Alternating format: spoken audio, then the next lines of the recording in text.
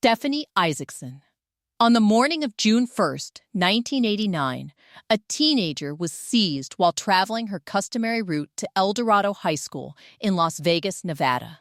Stephanie Isaacson never reached her destination that day, immediately raising alarm among her relatives and educators who recognized her as dependable and conscientious. Her belongings and school supplies were discovered strewn across a desolate expanse near her walking path, ultimately guiding search parties to her remains. She had suffered a vicious assault that sent shockwaves through the Las Vegas metropolitan area and initiated an inquiry that would persist for more than 30 years before achieving closure. Crime scene specimens were gathered utilizing the forensic techniques accessible during the late 1980s, though genetic identification technology remained in its developmental infancy and wasn't yet broadly implemented in criminal prosecutions. Biological material was safeguarded from the location. Despite the specimen being extraordinarily minute, measuring merely 0.12 nanograms, roughly equivalent to 15 cellular units of hereditary material. This microscopic quantity would ultimately prove both problematic and fundamentally vital to resolving the investigation decades afterward, constituting one of the smallest genetic specimens ever successfully examined in forensic history. Detectives questioned countless individuals throughout the weeks and months subsequent to Stephanie's demise, encompassing classmates from her educational institution, residents from her neighborhood, and anyone who potentially occupied the vicinity that morning. They pursued multiple investigative threads and examined correlations to additional incidents in the Las Vegas region, including another devastating occurrence from 1986 involving a victim identified as Nanette Vanderberg. Stay with us. You won't believe how cutting-edge science finally cracked this seemingly impossible case after 3 decades. Despite exhaustive endeavors and unwavering commitment from investigators, no perpetrator could be conclusively identified employing the investigative instruments and forensic competencies available during that period. The investigation progressively grew dormant as promising leads were depleted and fresh intelligence ceased emerging, though it was never formally abandoned or dismissed by the detectives who had dedicated themselves to it for 32 years.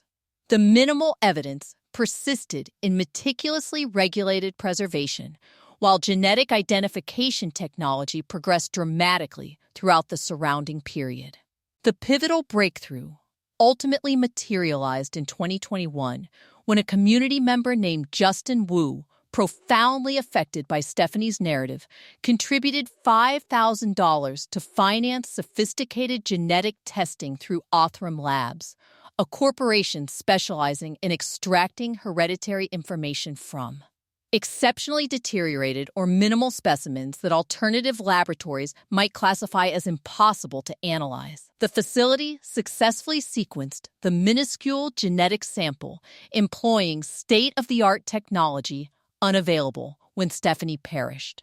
Investigators uploaded the genetic profile to public repositories, where it underwent comparison against millions of hereditary profiles submitted by individuals innocently investigating their lineage and ancestral backgrounds.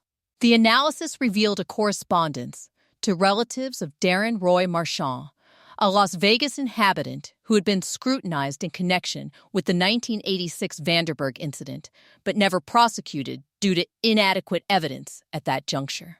Supplementary genetic specimens preserved from the earlier investigation were retrieved and examined, confirming Marchand as Stephanie's killer with scientific certainty. However, conventional justice proved unattainable. Marchand had taken his own existence in 1995, merely 6 years following Stephanie's death and 26 years preceding his identification through genetic genealogy. The resolution delivered complex and agonizing emotions for Stephanie's relatives, who had endured over 3 decades awaiting answers. Her mother articulated relief at finally discovering who bore responsibility. though she simultaneously acknowledged the harsh reality that genuine justice for Stephanie remained forever elusive. Sarah Yarborough. On December 14, 1991, 16-year-old Sarah Yarborough arrived at Federal Way High School near Seattle, Washington, for drill team rehearsal. Sarah exemplified academic excellence and demonstrated unwavering dedication to her performance squad. Arriving ahead of schedule that morning to prepare for practice, she secured her vehicle and commenced walking toward the facility when someone intercepted her. She never crossed the threshold inside. Sarah's remains were located in shrubbery on school property. Her drill team attire had been partially displaced, and biological evidence was discovered on her garments. The location suggested she had vigorously resisted her assailant, with personal items scattered throughout the area indicating a fierce struggle. Investigators determined the assault was predatory in character, with the perpetrator apparently lying in wait for a vulnerable target. The inquiry involved comprehensive interviews with students, faculty, and anyone present on or adjacent to school grounds that morning. Physical evidence was collected and preserved, including biological material yielding a genetic profile. Despite pursuing numerous investigative avenues and scrutinizing various individuals, detectives proved unable to identify a suspect. The case persisted as unsolved for nearly 3 decades, haunting the Federal Way community and Sarah's grieving family. Keep watching. The breakthrough in this case reveals a disturbing pattern that should have been stopped years earlier. The transformative breakthrough emerged in 2019 when forensic genetic genealogy was applied to the investigation. Identifiers International, an enterprise specializing in this methodology, uploaded the perpetrator's genetic profile to GEDmatch and alternative genealogy databases. The analysis identified potential relatives and enabled genealogists to construct detailed family lineages extending back multiple generations. This meticulous process directed investigators to Patrick Leon Nicholas, who had been 27 during Sarah's death. Nicholas possessed a documented criminal background that should have triggered immediate concerns. He had been convicted of attempted assault against a woman in 1983 and subsequently faced charges related to inappropriate contact with a minor in 1993. His behavioral pattern involved approaching women near vehicles and employing intimidation tactics. Despite these convictions, he had been released and lived freely when Sarah was killed. To verify the genetic genealogy findings, investigators conducted surveillance and collected items Nicholas had discarded. Genetic material from a napkin and cigarette remnant matched the crime scene evidence with odds of 1 in 120 quadrillion, furnishing definitive scientific proof of his involvement. When investigators interviewed Nicholas following his arrest, he posed questions that investigators found revealing about his awareness of the case. Nicholas was prosecuted and in 2023 received a sentence of 45 years in prison. The conviction delivered relief to Sarah's family after 28 years of waiting.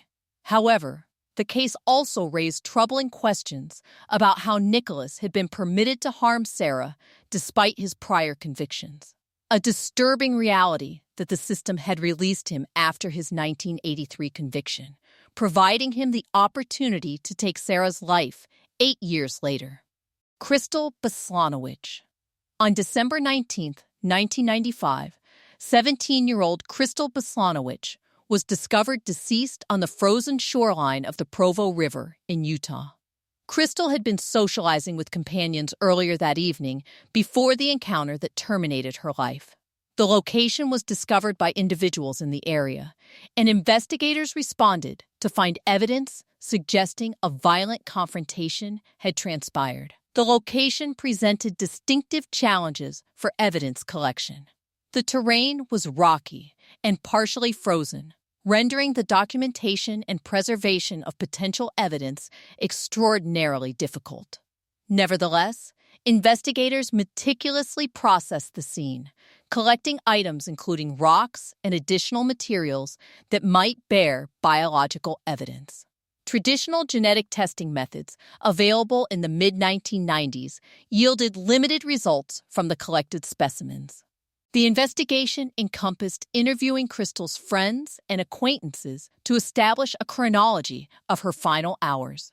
Detectives explored various theories and followed leads, but no definitive suspect emerged from the initial investigation. The case grew cold, though the evidence was carefully maintained in storage with the aspiration that advancing technology might someday provide new investigative opportunities. For 18 years, the case remained unsolved. In 2013, investigators decided to re-examine the physical evidence utilizing a relatively innovative technique called MVAC technology. This method employs a specialized vacuum to extract genetic material from porous surfaces like rocks and wood that traditional swabbing might overlook. The MVAC was applied to rocks collected from the scene, successfully recovering hereditary material that had not been detected by earlier testing methodologies. Subscribe now to discover how a revolutionary vacuum technology solved what seemed like an impossible case. The genetic profile was compared against databases and yielded a match to Joseph Michael Simpson, an individual who had been convicted of another serious offense in 1987. The database correspondence provided investigators with probable cause to obtain additional specimens from Simpson, which confirmed the match. Further investigation revealed that Simpson had been in the Provo vicinity at the time of Crystal's death, positioning him at the scene. Simpson was arrested and charged with Crystal's murder. During the legal proceedings, forensic specialists testified about the MVAC technology and how it had recovered hereditary material that earlier methods had failed to detect. The scientific evidence was compelling, demonstrating how the perpetrator's genetic material had been transferred to the rocks during the encounter with Crystal. Additional genetic material was also discovered beneath Crystal's fingernails, suggesting she had fought against her attacker with remarkable courage. In 2016, Simpson was convicted and received a sentence of life in prison without the possibility of parole. The conviction brought closure to Crystal's family after 2 decades of waiting for answers. The case became significant in forensic science circles for demonstrating the effectiveness of MVAC technology in recovering genetic material from challenging surfaces. It also revealed the disturbing pattern of Simpson's escalating behavior, with Crystal's case connected to an earlier offense from 1987. Arliss Perry.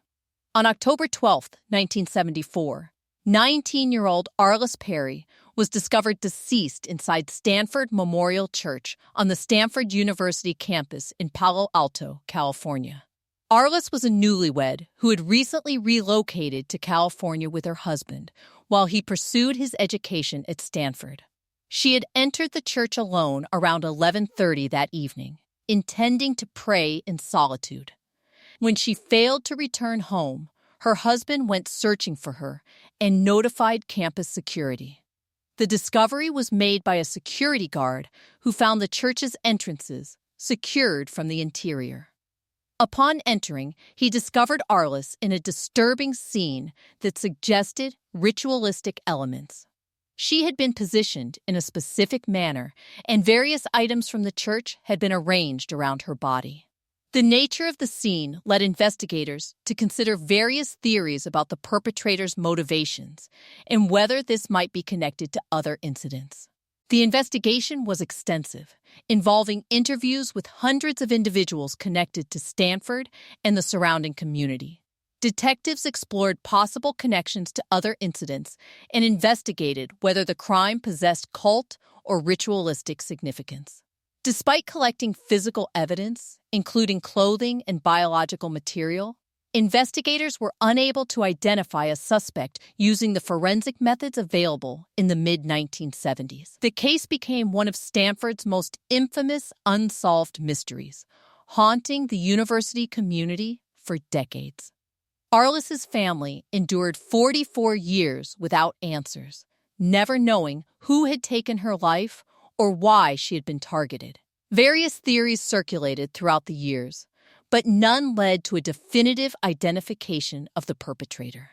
Don't go anywhere. The shocking revelation of who killed Arliss will leave you speechless. The breakthrough emerged in 2018 when genetic evidence from clothing discovered at the scene was analyzed using modern techniques and compared against genetic databases. The analysis identified a match to Stephen Blake Crawford, an individual who had worked as a security guard at Stanford at the time of Arliss's death.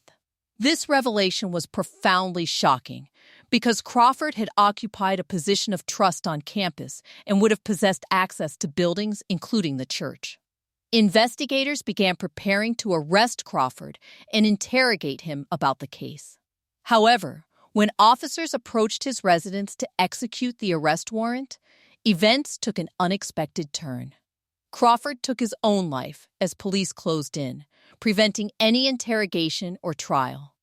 The suicide meant that many questions about his motivations and whether he was connected to other cases would never be answered. The resolution brought complicated emotions for Arliss's family.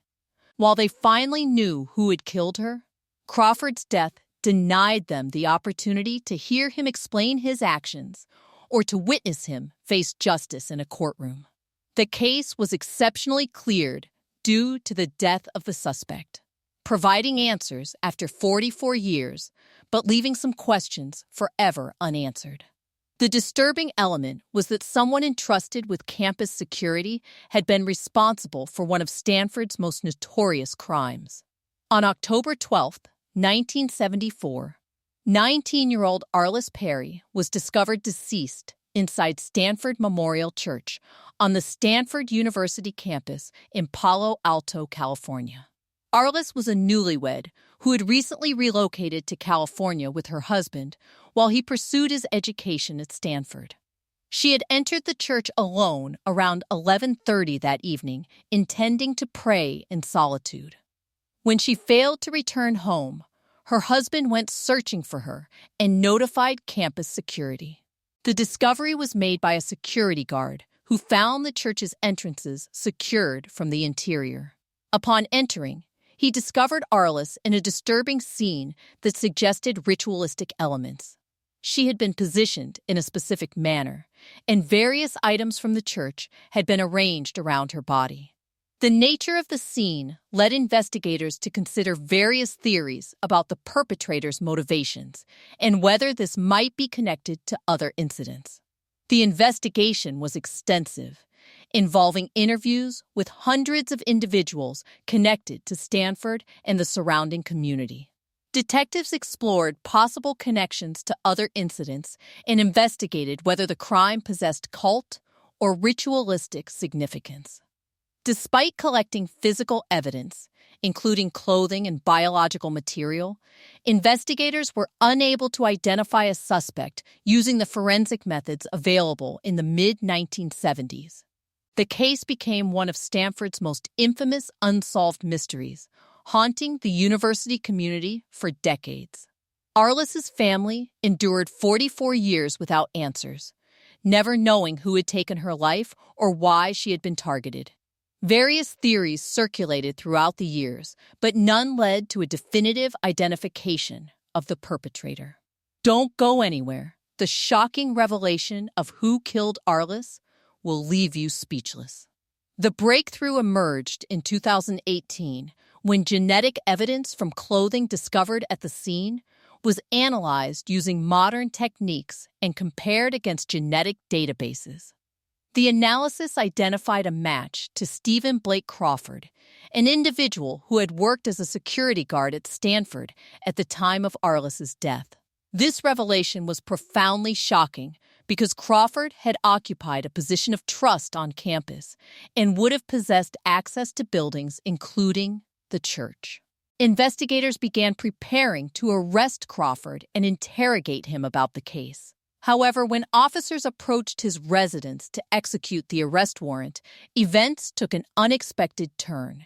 Crawford took his own life as police closed in, preventing any interrogation or trial. The suicide meant that many questions about his motivations and whether he was connected to other cases would never be answered. The resolution brought complicated emotions for Arliss's family.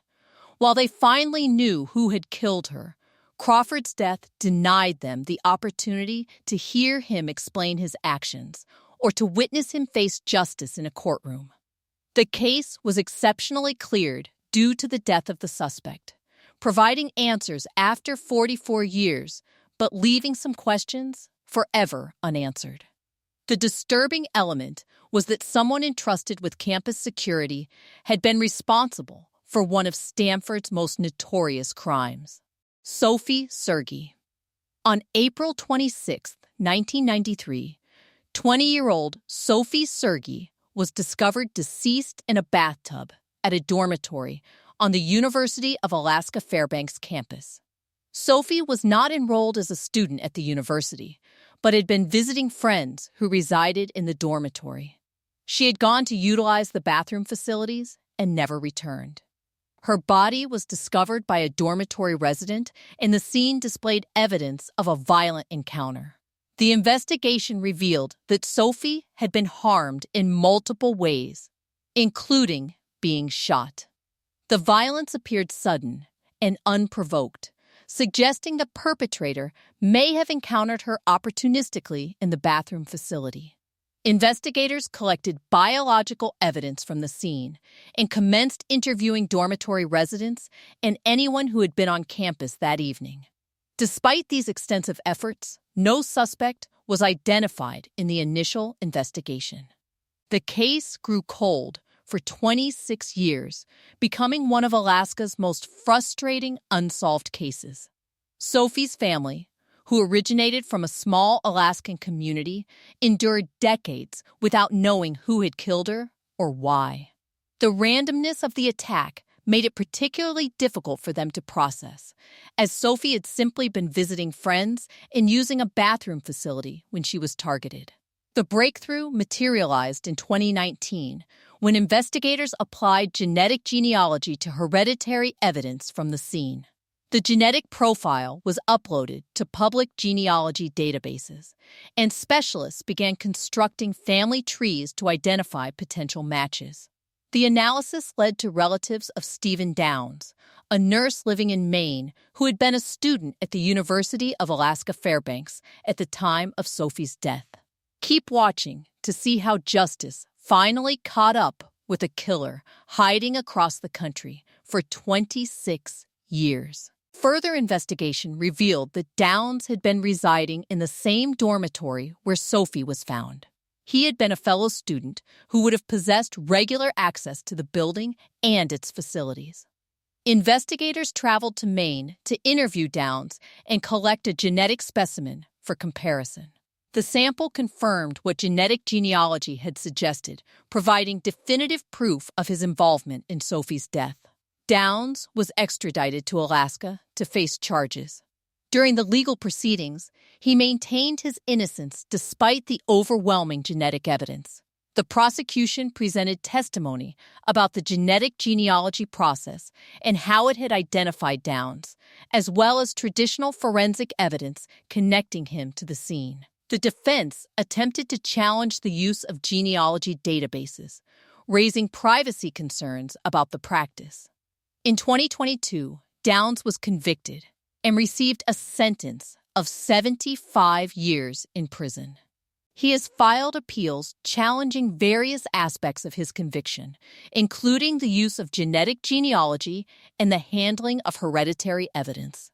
As of 2025, these appeals remain under consideration by courts. For Sophie's family, the conviction provided answers and justice after 26 years.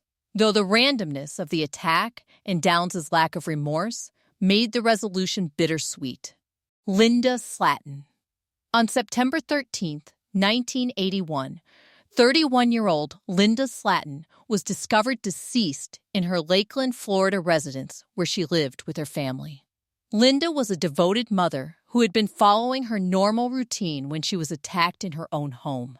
Her young son was present in the residence, but was physically unharmed during the incident, though the trauma of that day would affect him for the remainder of his life. The discovery was made by family members who arrived at the home, and the scene displayed evidence of a violent encounter that had occurred inside what should have been a safe sanctuary. Investigators from the Lakeland Police Department collected physical evidence from the residence, including biological material that yielded a genetic profile using the forensic methods available in the early 1980s. They interviewed neighbors who might have observed someone approaching or departing the property, family members who knew Linda's daily routines and relationships, and anyone else who might have information about her activities or who might have been in the area that day. Despite extensive investigation involving hundreds of hours of detective work, no suspect was identified using the forensic tools and databases available in the early 1980s. The case eventually grew cold, leaving Linda's family without answers for nearly 4 decades. For Linda's son, growing up without knowing who had killed his mother was particularly difficult and shaped his entire childhood. He lived with the mystery throughout his formative years and into adulthood, wondering if he would ever learn the truth about what had happened that September day. Subscribe and hit the bell. The twist in this case is one of the most disturbing betrayals you'll ever hear. The breakthrough finally materialized in 2019 when genetic genealogy was applied to Linda's case. The genetic profile from the scene was uploaded to public genealogy databases, and specialists began the painstaking process of constructing detailed family trees to identify the perpetrator. The analysis led investigators to Joseph Clinton Mills, a name that would prove particularly shocking and painful to Linda's family when they learned his identity and his connection to their lives. Mills had been a youth football coach in the Lakeland area during the years following Linda's death. Most disturbingly, he had coached Linda's son during the boy's childhood, serving as a mentor figure and trusted adult in the child's life during the very years when he was trying to process his mother's loss. He had been present at games and practices, interacting with the family and community, all while keeping the secret of what he had done to Linda. The revelation that Mills had been responsible for Linda's death while simultaneously coaching her son was deeply disturbing and represented a profound betrayal of trust that extended beyond the original crime. Investigators conducted careful surveillance of Mills and collected items he had discarded to confirm the genetic genealogy findings without alerting him to the investigation. The genetic comparison provided definitive scientific proof of his involvement and additional evidence, including a palm print recovered from the crime scene, connected him physically to Linda's home on the day of her death. When confronted with the overwhelming evidence, Mills was arrested and charged with Linda's murder 38 years after the fact. During the legal proceedings in 2022, prosecutors presented the genetic evidence along with detailed testimony about how Mills had inserted himself into the family's life after killing Linda. The calculated nature of the betrayal was emphasized as an aggravating factor that demonstrated Mills's character and lack of remorse. Mills was convicted after a trial where the jury heard about both the scientific evidence and the disturbing pattern of his behavior after the crime. He received a sentence of life in prison without the possibility of parole, ensuring he would never be released. For Linda's son, now an adult with his own family, the resolution brought answers he had sought his entire life, but also forced him to confront the painful reality that someone he had trusted and looked up to as a youth had been his mother's killer all along. Janelle Cruz. On May 4th, 1986, 18-year-old Janelle Cruz was discovered deceased in her Irvine, California residence, where she had been house-sitting for her family while they were away on vacation. Janelle was a responsible and dependable young woman who had been entrusted to oversee the home during her family's absence, a task she had performed previously without any complications.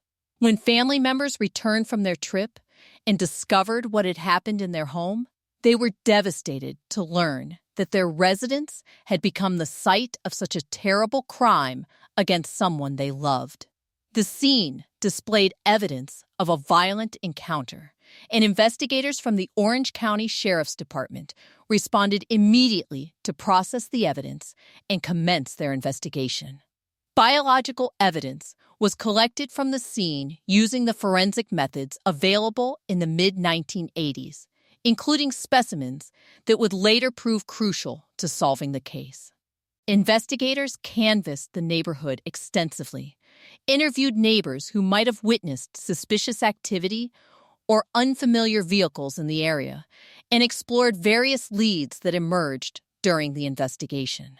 If you've made it this far and enjoy deep dives into the most shocking criminal cases, hit that subscribe button and don't forget to press the bell icon. However, despite extensive efforts and hundreds of hours of detective work, no suspect was identified at that time using the investigative tools and databases available. What investigators did not know in 1986 was that Janelle's case was connected to a much larger and more terrifying pattern of crimes that had terrorized California communities throughout the 1970s and 1980s. The perpetrator responsible for Janelle's death had committed numerous offenses across multiple counties in the state, though authorities investigating in different jurisdictions had not yet connected all the cases to a single individual.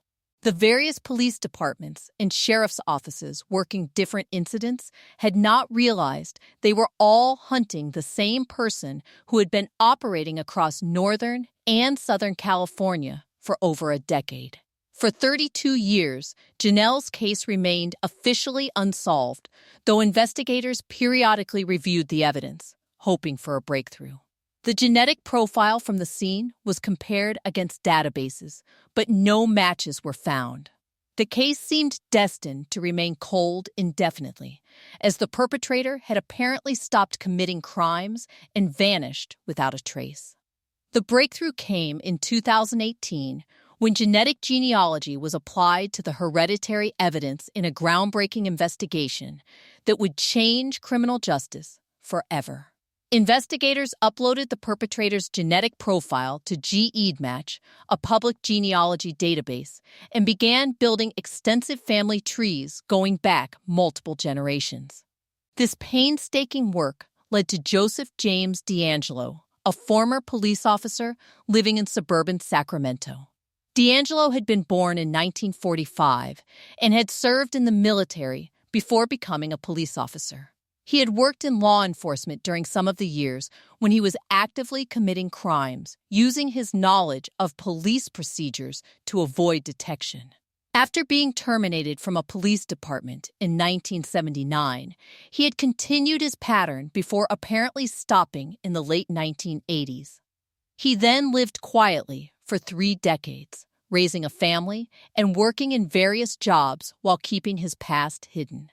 When investigators conducted surveillance and collected genetic material from items D'Angelo discarded, the comparison confirmed what genetic genealogy had suggested.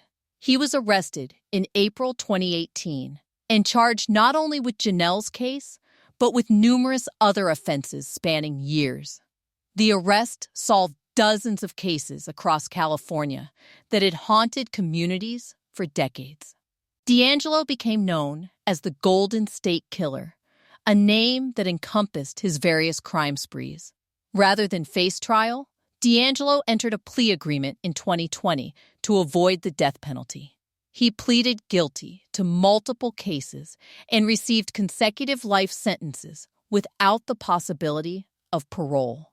During the sentencing hearing, victims and family members from dozens of cases gave impact statements describing decades of trauma and fear. For Janelle's family, the resolution came 34 years after her death, and they learned their case was part of a much larger pattern. In 2025, a book was published providing new details about the investigation, offering insights into how D'Angelo had evaded capture for so long. The disturbing element was that a former police officer had used his training to commit crimes and avoid detection for decades, and that someone who appeared to be a normal suburban grandfather had been responsible for such extensive harm. Annette Schnee and Bobby Joe Oberholzer. On January 6, 1982, two women disappeared while attempting to secure rides on the same evening near Breckenridge, Colorado, during harsh winter conditions. 21-year-old Annette Schnee and 29-year-old Bobby Joe Oberholzer had been in the area separately, both attempting to hitchhike or catch rides during a bitterly cold winter night when temperatures were dangerously low. Neither woman arrived at her intended destination, and both were reported missing by concerned family and friends who knew something was seriously wrong when they failed to make contact or return home. Annette's body was discovered months later in a remote wooded area after the snow had melted in the spring, while Bobby Joe's was found in a different location some distance away. Both women had been shot, and evidence suggested they had been picked up by the same person on that January night, though they had been at different locations and did not know each other. Investigators collected evidence from both scenes, including biological material and other physical evidence like shell casings, and began the difficult task of trying to identify who had encountered both women separately on the same evening. Keep watching. The ironic twist in this double murder case is absolutely chilling. The investigation involved extensive interviews with residents of the Breckenridge area and following numerous leads over the years that followed. Detectives explored various theories about who might have been driving in the area that night, with opportunity to encounter both women at different times, and they examined records of vehicles and people who had been in the vicinity. Despite decades of work and periodic reviews of the case file, no suspect was definitively identified using traditional investigative methods and databases. The case became one of Colorado's most frustrating, unsolved double homicides, haunting investigators who worked on it. The investigation took an ironic and disturbing turn when authorities uncovered records from the night of the crimes. On that same January night in 1982, a man had become stuck in a snowdrift not far from where the women had last been seen. Rescue personnel had responded and helped free the man's vehicle from the snow, sending him safely on his way. Decades later, investigators would learn the chilling truth about who that stranded motorist had been. The breakthrough came in 2021 when hereditary evidence from the crime scenes was analyzed using genetic genealogy. The analysis led to Alan Lee Phillips, a miner who had been living in the Breckenridge area at the time. Further investigation revealed that Phillips was the same person who had been rescued from the snowdrift on the night of the crimes. Authorities had unknowingly helped the killer get his vehicle unstuck after he had harmed the two women. When confronted with the genetic evidence, Phillips was arrested and charged with both homicides. Additional evidence, including blood correspondence and hereditary material from items Phillips had discarded, confirmed his involvement. The case proceeded to trial where prosecutors presented the genetic evidence, along with circumstantial evidence placing Phillips in the area and demonstrating his opportunity to encounter both women. Phillips was convicted and received 2 life sentences in 2022. However, the disturbing ending took another turn when Phillips died by his own hand while incarcerated in prison shortly after his conviction. The suicide meant that he would never serve out his full sentences or potentially provide information about whether there were other victims. For the families of Annette and Bobby Joe, the resolution brought answers after 40 years. But Phillips's death denied them the full justice of seeing him serve his sentences. The most chilling aspect was the irony that rescue personnel had helped him on the very night he had committed the crimes. Danielle Hutchins. On September 24, 1996, a young girl disappeared from the Huntley area of Montana, sparking an immediate search involving law enforcement and community volunteers. Danielle Hutchins had been spending time in the area and was last seen before vanishing without a trace. Her disappearance triggered fears throughout the small Montana community, and search teams combed through fields and wooded areas looking for any sign of her. Her body was discovered in a field days later, ending hopes that she might still be found alive. Evidence collected from the scene included biological material that was preserved using the forensic methods available in the mid-1990s. Investigators interviewed numerous individuals in the community, explored various theories, and followed leads, but no suspect was identified despite extensive efforts. The case grew cold, leaving Danielle's family without answers for nearly 3 decades. The evidence from Danielle's case remained in storage as genetic identification technology advanced over the following decades. Cold case investigators periodically reviewed the file, hoping that new techniques might provide the breakthrough needed to identify the perpetrator. The breakthrough came in 2024 when genetic genealogy was applied to hair evidence from the case. Hereditary material was successfully extracted from the hair samples and uploaded to genealogy databases where specialists began building family trees to identify potential suspects.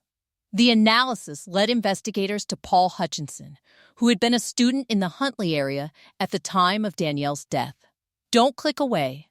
What happens next in this investigation will shock you. Hutchinson had been living quietly in Montana for nearly 3 decades, seemingly leading a normal life with no apparent connection to any criminal activity. When investigators identified him through genetic genealogy, they approached him for an interview to discuss the case.